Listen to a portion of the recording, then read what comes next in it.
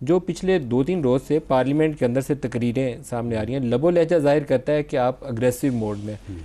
کیوں؟ نہیں دیکھیں، اس میں اگریسو موڈ کا یا یہ جو حالات پیدا ہوئے ہیں اس میں بنیادی طور پہ جو ہے وہ معزز جو چیف جسٹس آف پاکستان ہیں اور ان کے ساتھ اگر 3 نہیں تو 2 صاحبان جو ان کے دائیں بائیں بیٹھے ہیں، ان کا ایک ایسا رویہ کہ ہر وہ فیصلہ جو ہوا ہے وہ اسی میں ایک ہی بینچ ہے. پھر دوسرا یہ ہے کہ 9 ممبر بینچ سے شروع ہوا، کم ہوتے ہوتے جو ہے وہ پھر 3-2 پہ آ گیا. پھر اس کے بعد جو ہے وہ کانسٹیٹیوشن ری رائٹ ہوا 63A کے کیس میں. تو اس میں یہ نہیں کہ یہ پی ڈی ایم کا موقف تھا یا پی ایم ایل این کا موقف تھا، ہر کسی کا موقف ہے. ایون جو ریٹائرڈ چیف جسٹس صاحبان یا ایون جو بارز ہیں، سب کا یہ موقف تھا کہ یہ ری رائٹ آف کانسٹیٹیوشن اور یہ غلط ہوا ہے. اب اس کے بعد ایک ایسی صورتحال کہ جس میں 3 جج صاحبان ایک بات کر رہے ہیں، 4 جج صاحبان جو ہے وہ ان رائٹنگ اپنے فیصلے میں وہ کہہ رہے ہیں کہ یہ غلط ہے. اس کے بعد جو سو موٹو نوٹس ہوا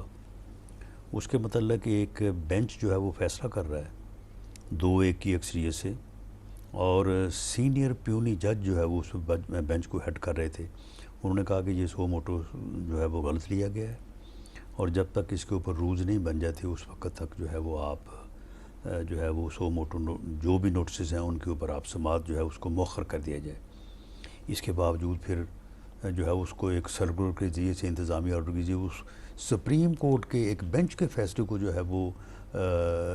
نگیٹ نل اینڈ وائٹ کیا جاتا ہے. اس کے بعد پھر دوسرے دن خیال آتا ہے کہ وہ یہ تو غلط ہو گیا، پھر 6 جج جو ہے وہ بٹھائے جاتے ہیں. اب اسی طرح سے ایک سینئر جج جو کہ چیف جسٹس بھی رہے ہیں لاہور ہائی کورٹ کے، منصور علی خان صاحب، اور اطہر بن اللہ جو کہ چیف جسٹس رہے ہیں اسلام آباد ہائی کورٹ کے،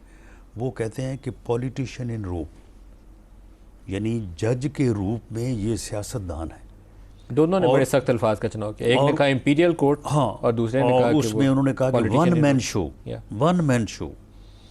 اور اس میں کہا کہ یہ ایک یعنی ایسی یعنی آمریت ہے کہ کسی کی جو ہے وہ بات سنی. سر یہ تو تفصیلات کی بات ہوگی، لیکن آپ کے پاس آپشنز کیا ہیں؟ نہیں دیکھیں، بات یہ ہے کہ پارلیمنٹ جو ہے،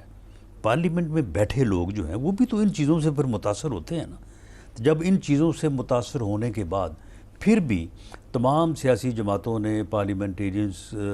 کی جتنی بھی نمائندگی ہے پارلیمنٹ میں، ان کی تمام جماعتوں نے جا کے کہا کہ جناب یہ اتنا کچھ ہو گیا ہے، یہ 8-7 کی جو تقسیم ہے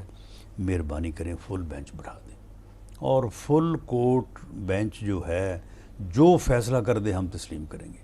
دوسری طرف جو پٹیشنر ہے پی ٹی آئی، انہوں نے کہا کہ جی بٹھا دیں، ہمیں کوئی اعتراض نہیں ہے. اس کے باوجود یہ ضد، یہ یعنی اس طرح کا یعنی رویہ جو ہے رانا صاحب جو وہ تاثر پھر یہ اس ہے بات کو دعوت کہ دیتا آپ ہے جب فل کورٹ کہ کہتے ہیں، اگریشن ہو. آپ کی جو فل کورٹ کی استدعا ہے وہ ہے مائنس جسٹس نقوی اور مائنس جسٹس اعجاز الحسن.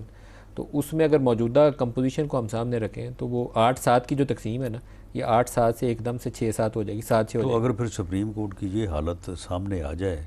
کہ ہر آدمی جو ہے یہ اس تقسیم کو 8-7 یہ 2 نکل جائیں گی، تو یہ آپ بھی یہی دیکھ رہے ہیں، یہ جو ہے وہ اکثریت میں ہوگا، ادھر سے ایک نکلے گا تو وہ اکثریت میں ہوگے. جب یہ صورتحال ہو تو پھر وہ تقدس، وہ عزت جو سپریم کورٹ کا خاصہ ہے اور جو ہونا چاہیے، وہ پھر آپ کلیم نہیں کر سکتے.